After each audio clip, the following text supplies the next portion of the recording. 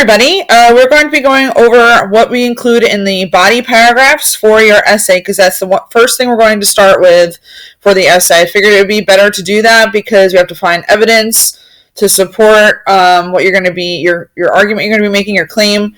So I need you to do that first, and then we're going to do the intro paragraph and the conclusion paragraph afterwards. So remember, this is only going to be 3 paragraphs, so it should hopefully not be as long and as drawn out as our other essays have been, since those were 4 paragraphs.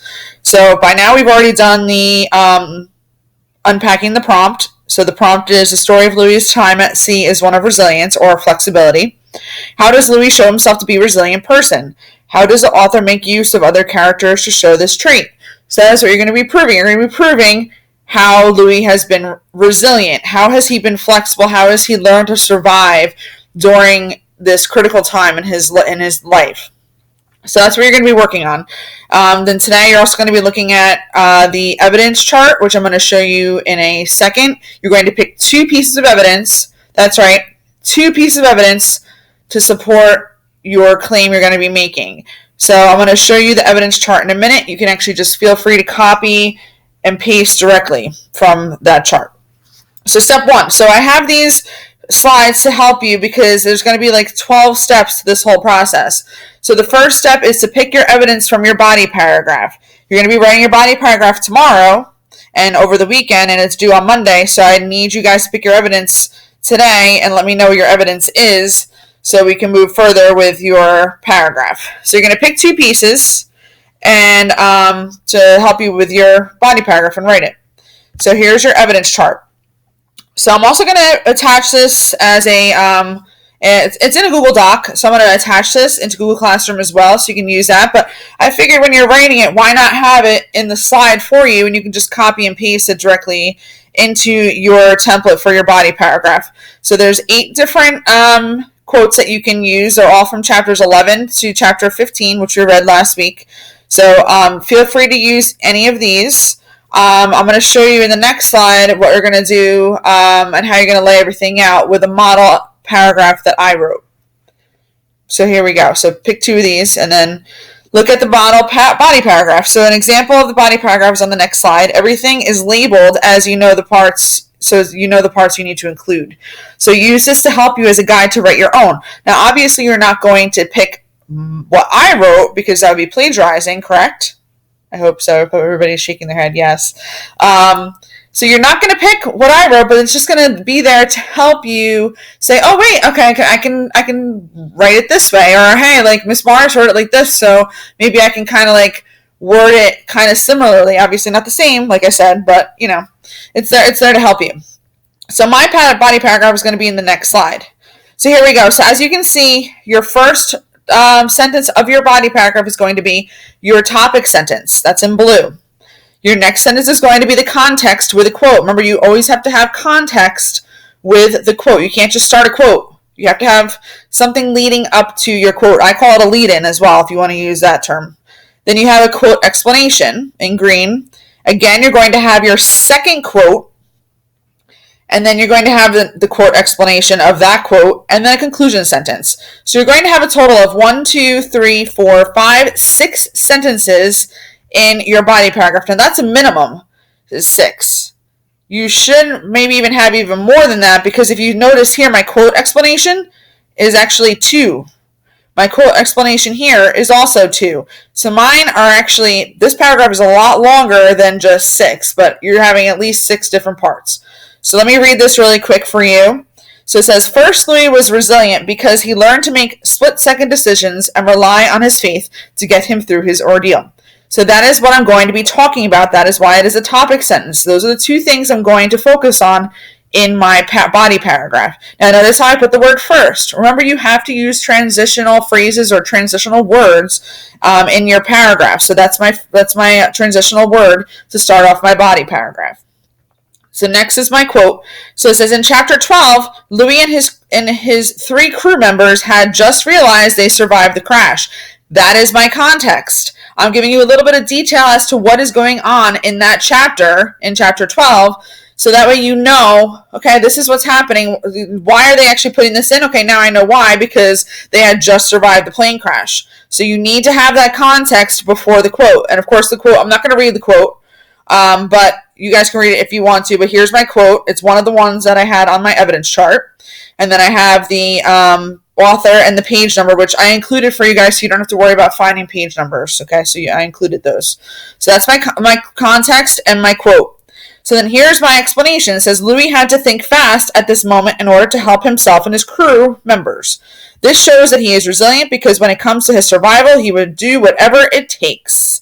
So that is my explanation as to why he was resilient and how he showed that he was resilient in this quote. So the next one, we're going to talk about chapter 13. So it says, in chapter 13, Louis does something remarkable. Now, of course, you can also add a transitional phrase if you want. I didn't. I'm actually thinking I probably should have at this point because it's kind of you're transitioning from one quote to the next. So you could actually put here next in chapter 13 or also in chapter 13, Louis does something remarkable and then your quote. So that would also be something I would recommend you doing. I didn't, but you can do that. That would be perfect if you did that. So then here's my quote. So this is where he's actually praying to God. He actually remembers what it was like to pray when he was a little boy, and he's remembering that and doing that now because, he's trying to survive. So here's my explanation. It says, again, transitional phrase, Louis shows he is resilient because he starts to pray, something he hasn't done since he was a boy. This shows the reader that in times of struggle and doubt, Louis must fall back on his faith to get through his challenging time. So I'm explaining how he is resilient and why he is being resilient, okay? So that's my explanation for this quote here. And then the last sentence, obviously, is just you're summing up your paragraph. So my last sentence is, Louis Zamperini has always been resilient, even as a young boy, but the reader can clearly see that this characteristic is present more now than ever as Louis and his crew fight to survive. So that right there, boys and girls, well, actually, boys and girl, Alexa. This is the paragraph that I wrote that has everything down that you're going to be doing yourself. So in the next step 3, you're going to start writing your body paragraph. Now this is going to be due on Monday. So you have today, Friday, and the whole weekend. And I believe I have it due on Monday night. So that way you have the whole weekend to get this done plus Monday. So you're going to use the organizer on the next slide to write your body paragraph. So now that you've found your evidence, you looked at the model, you saw exactly what you need to put in it, this is what you're going to start writing now. So here it is. So this is actually should look very familiar because what I did is I used the same template I used for your To Kill a Mockingbird essay. I used the same exact one for this essay. So you're going to have your topic sentence first, which is your claim. What are you trying to prove? That Louis Zamperini is resilient, right? That's going to be in your topic sentence. Your context and your quote. You're going to explain your quote. And then context and quote. And then explain your quote again. So remember context, quote. And then conclusion sentence. Okay? So everything should be here. So every sentence should be in these sections here. You're going to write them in. And then obviously at the end, when you're done and you have everything filled in, you're sure that it's awesome. You're going to go to the next slide and you're going to copy and paste. So step 4 is to copy and paste sentences. So on the next slide, copy and paste all the sentences to make one body paragraph. Be sure you indent. Okay, that's crucial because when we put this on a Google Doc at the end for your final draft, every paragraph needs to be indented. So make sure you do that. That's just clicking the tab button to indent. So complete body paragraph goes here. All right, so this is what you're going to be doing for this weekend. I'm not going to go into everything else. Of course, we're going to have intro paragraphs. They're the same layout, conclusion paragraph. Okay, everything is the same as that was. And of course, you're going to edit at the end and then final draft. But that's basically in a nutshell what you're going to be doing. Again, if you have any questions, you want to meet with me on Google Meet, that is fine. We can just do a one-on-one Google Meet with just you and me, and we can go through your paragraph and go through and figure out how you're going to write it, just like we would do normally in class. I know this is not the same as, it would be if we're in class, because I do help you guys so much when we're in class with our essays. And, unfortunately, we can't be in school. But if you want to do a Google Meet and we can share our screens and we can show each other what you're writing, and I can tell you and give you some tips, some tricks, give you some advice as to how you want to word things, I don't mind doing that. Just let me know. Just shoot me a message and be like, hey, Miss Morris, I really am getting a little, frustrated with this. I need some help. I don't know how to start this paragraph. So just let me know and we can work through it together. Or if your parents, want to call me and we can talk over the phone. I mean, it's not going to be as great as doing Google Meet, because Google Meet, you can actually share your screen, or I can share my screen and you can actually see, what's being done so far. But however you feel you need to do this, because I want you guys to succeed at this. This is actually going to be a big grade in Genesis. It's going to be an authentic assessment, which right now, currently, you have none in for the marking period 4. So that's going to be a big chunk of your grade for this marking period, is this performance task essay.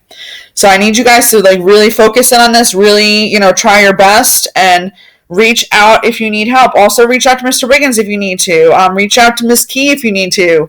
Whatever you need to do to, help you with this essay. I want you to ask for help and I want you to get it. So, make sure you do that. I'm here all the time.